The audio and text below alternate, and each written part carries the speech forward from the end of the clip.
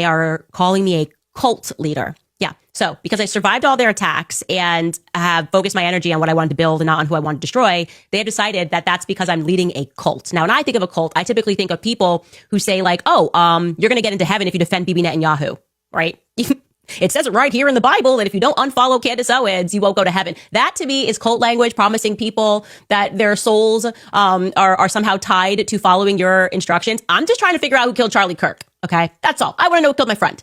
Well, Keri Smith, who is the host of the podcast Deprogrammed with Keri Smith, says that she was formerly of a cult mindset. And so she's an expert on this. And she has now watched 10 episodes of this show. She watched the Charlie Kirk series, and she has determined that if you are interested in what I have to say and what I am uncovering about Charlie Kirk's assassination, then you at home are in a cult. Take it away, Keri.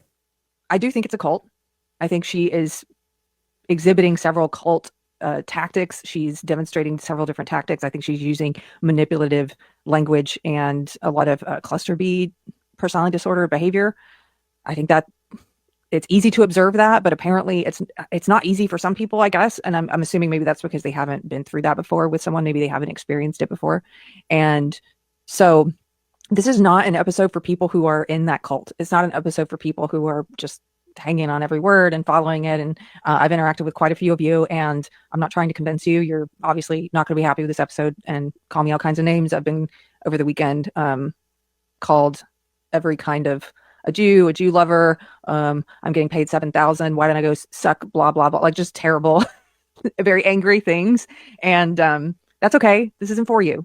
This is an episode for normies who are trying to figure out what's happening, because like a lot of us, they used to put a lot of trust in Candace Owens and some of these other influential figures.